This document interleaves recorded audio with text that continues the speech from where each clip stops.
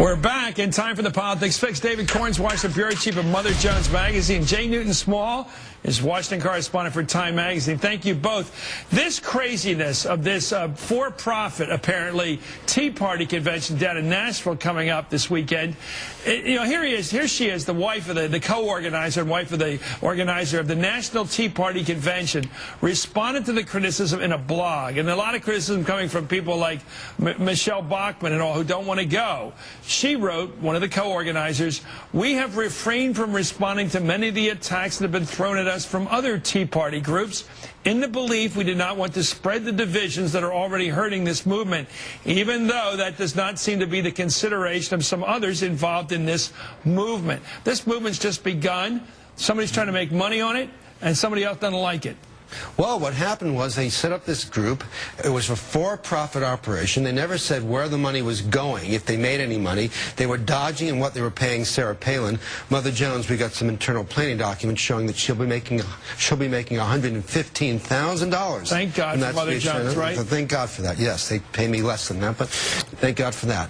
And Sarah Palin won't specify where that money is going either. But I think the thing that really ticked off the Tea Party people themselves is that they were charging $550 a head. The dinner is going to be serving steak and lobster. And the Tea Party people, I may disagree with them, but they tend to be modest income grassroots activists at the core, at the heart of the movement. But the dinner's cost them $200. Just the dinner. It looks like someone's trying to make a buck off them. Well, here's Sarah Palin. I want you in here, Jay, but here's Sarah Palin first. Governor Palin speaking at the convention. Let's listen. You betcha I'm going to be there. I'm going to speak there because there are people traveling from many miles away to hear what that Tea Party movement is all about and what that message is that should be received by our politicians in Washington. I'm honored to get to be there. I won't personally gain from being there. The speaker's fee will go right back into the cause. I'll be able to donate it to people and to events, those things that I believe in that will help perpetuate the message being, government, you have constitutional limits. You better start abiding by them. So, Jay, she's going to get a 100% tax write-off because she's already committed the money to other, but she does say cleverly, I'll be able to donate. She didn't say I am going to. But go ahead. Well, I don't want to parse it too tightly here. There's a controversy, right, about how they're going to use this money. So maybe she wants to donate it back to this particular group. Maybe it'll be another group. Maybe it'll be her own PAC, which is going to do all kinds of things to help the parties. We don't really know where she's going to give the money. She's just giving it to the movement, quote unquote.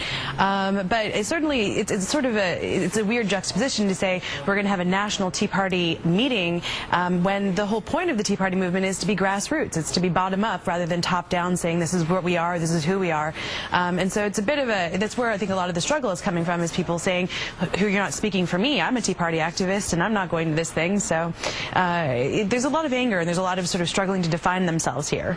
What do you think the Tea Party people are? Do you think that the Tea Party people are also the real angry people on the far right who don't like Barack Obama because he's from where he comes from? Well, I think there's a lot of that. I think there's a cultural aspect to this, that he doesn't represent their vision of America. You know, and on the Sarah Palin question, what she's going to do with the money, the news also came out, I think today, that her PAC, Sarah Palin's PAC, has spent more money buying copies of her own book than giving contributions to candidates. So she could take that $100,000, buy copies of her book to give to people in the movement, and say, That's one way to make the bestseller list. We'll be right back with David Corn. We've got a new way to do it. Start a movement, they'll pay for the books. Jay Newton Small, she'll join us back with Time. You're watching Hardball on MSNBC.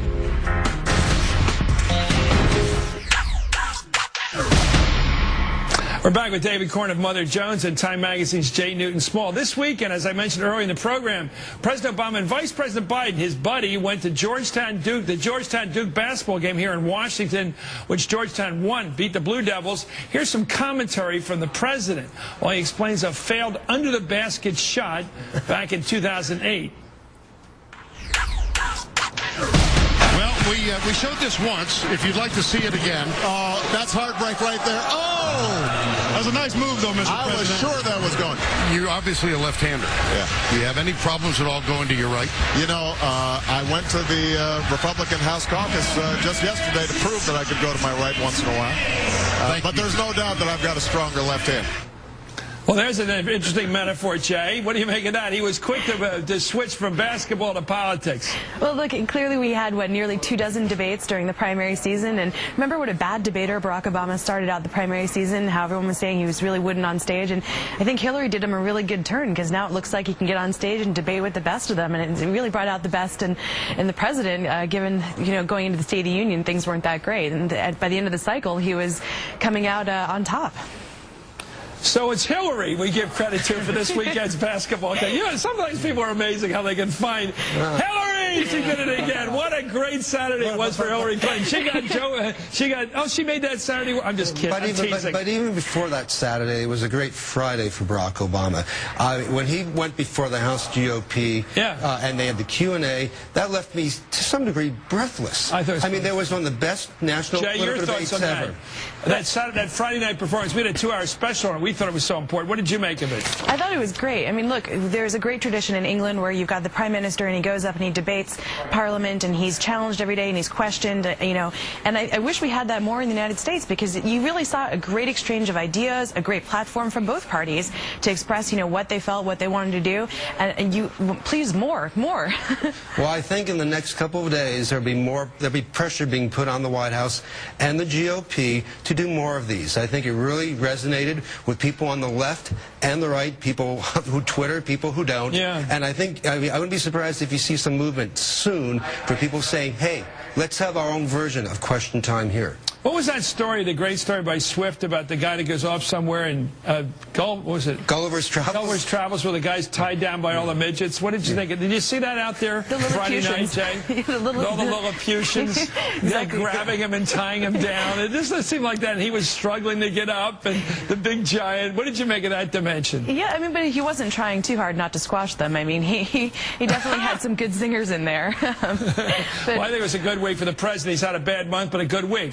Anyway, thank you very much, David Corn of Mother Jones. Congratulations on your scoop about the $115,000 honorarium that Sarah Palin says she's going to put to good causes for his speech this weekend in Nashville. And Jay Newton Small from Time Magazine, thank you for joining us.